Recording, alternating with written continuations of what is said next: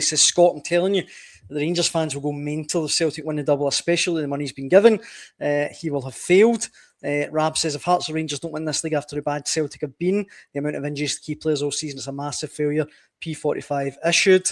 McKinnon says Hearts recruitment will be better than the old firm next season, even with their extra millions. Singing the Blues says, with the money spent and the position we're in, we should be at the top. Anybody would be an improvement on Russell Martin.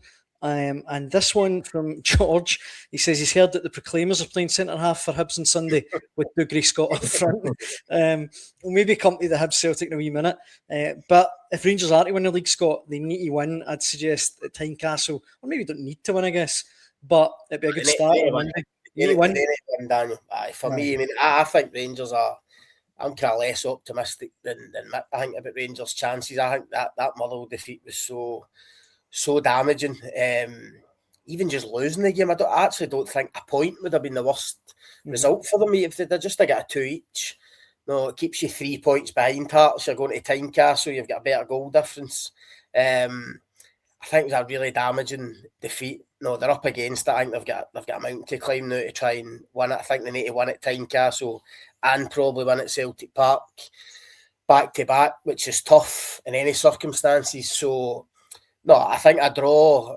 I don't think would be a bad result for Hearts on Monday, but a draw for Rangers would pretty much kill them off for me. I think Rangers need to go and win after that Motherwell defeat. Anything less than that, and it's curtains, I think. What do you think, Mike? You think they could still get a point and maybe still be in it? To be honest, elsewhere, I guess. I think they're then relying on Hearts dropping points in 2 games, aren't they? And I don't think Hearts will drop points against Falkirk, which puts them within a point of doing it. And if they go into the last game needing a point, Derek McInnes needing a point at Parkhead to win the league, and Celtic potentially denying Rangers the title by not winning the game, I think we're this line down gate too. We're back to the line down gate as well. Another line down. There's more lines here than the Serengeti. I think Rangers need to win that game because I think the points that if Hearts come out with a point, if Hearts win the game, I think that it leaves Rangers needing snookers. So the title can be soft this weekend, by the way. I mean, Celtic don't win it at Easter Road and Hearts win on Monday night. You might as well wrap it up and get the double-decker bus out for Gorgie. Yeah, that's where we are at this stage now. So it's a strange one. I wouldn't be surprised if Rangers went there and got a result at Tynecastle. Again, with Scott, you'll know better than me, right? I always get a sense with Rangers that when the chips are down and expectations are low, Rangers look like Barcelona 2012 or Brazil 1970. And you see it in game when they go 2-0 down. It's almost like, well, we're gubbed. We might as well take the shackles off and go and play. And it's happened for the last. By the way, it's happened for a few teams over the years. It's almost like when expectations are gone, the handbrake's off and they look like a team. But as soon as the expectation gets switched back on again, and last weekend was a great example. They're 2-0 down and start knocking it about. Get back to 2 each, and then it's the expectations back again. And it collapsed again. So I think there's probably, I mean, do people expecting them to go to Tynecastle and win? I think hoping rather than expecting. So weirdly, I mean, thing is, I could see if Rangers don't get a result at Tynecastle, I can then see them going to Parkhead and winning because at that point it's almost up the lum time for Rangers in terms of the league, and the pressure would be off, and I think they would go and turn up and could potentially beat Celtic. Whereas if they go and beat Hearts, I think they potentially would go and lose at Parkhead because of the expectations. So this is what we're at with this situation here. There's so many. It's like a Jenga puzzle, isn't it? You're right. They have that kind of team. No, I've got a bit of Jekyll and Hyde about them. I says to Daniel on here the other night, and it's the reason why it wouldn't surprise me if they go to Tynecastle and get a result. Is normally again with this Rangers team, when they do suffer a setback, like you say, and people then think, oh, they're out of it, no, a terrible result. They normally then bounce back and get 2 or 3 wins after that. It was like when they were 2-0 up against Celtic in the league game at Ibrox. Suddenly everybody thought, wow, no, Shamiti's overhead kick. No, this is it. Rangers are going to be champions. They get pegged back to 2 each. Rangers fans were on a downer at that point. It was all over, and you genuinely thought that would be a huge dent to the title chances. But they then came back and got themselves back in it again by winning a few again. And then, as you say, as soon as there was a bit of expectation to go and take care of Motherwell, no, they didn't turn up for 45 minutes and end up getting beat. So they're still too flaky. But for that reason, you're right. It wouldn't totally surprise me if they go to Hearts and get a result. I said on here the other night when I was at the Tynecastle game the last time they went there, and for the first 35 minutes, I thought Rangers were excellent. Yeah.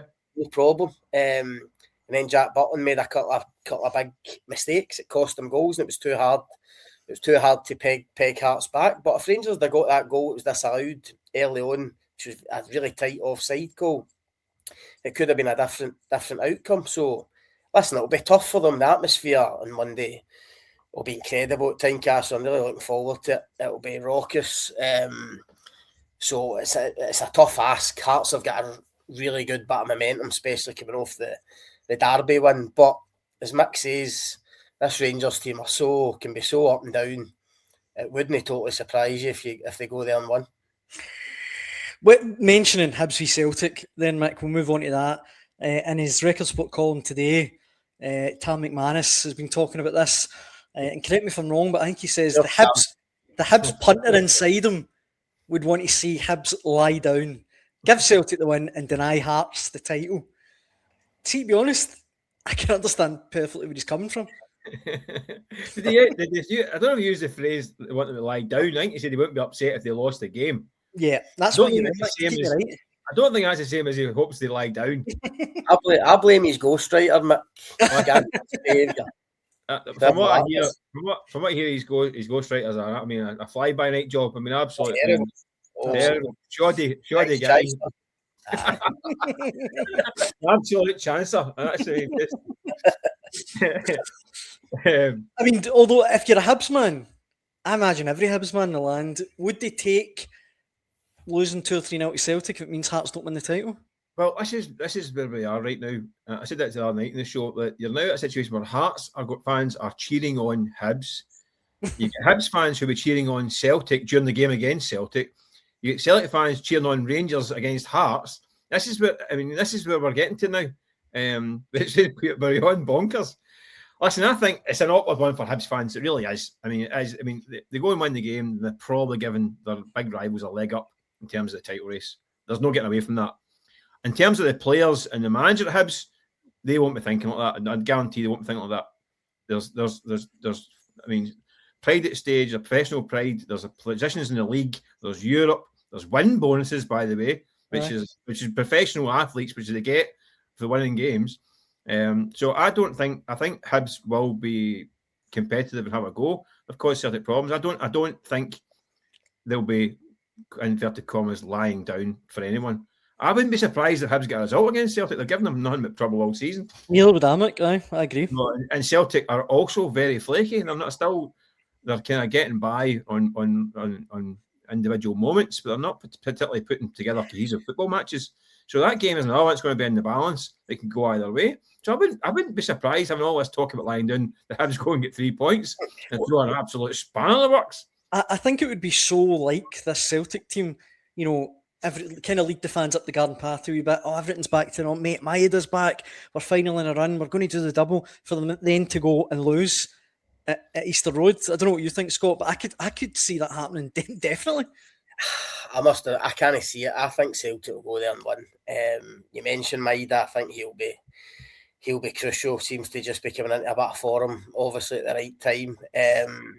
Well, I said this. I've said this a few times on here, Daniel. I mean, I do get it in terms of the Hibs fans, because Hibs fans must go through their lives thinking, no, Hearts will never win a league. I mean, if you're a middle-aged kind of Hibs fan, a young Hibs fan, they must just think, they must never even contemplate Hearts winning a league title. And we think of that rivalry. I mean, if Hearts win this, for a Hibs supporter, it's absolutely horrendous. I mean, horrendous. Aye. Because you're never going to hear the end. I mean, you're never going to hear the end of this. It's I mean, Hibs' and 150th anniversary as well, which just rubs salt into the wounds too.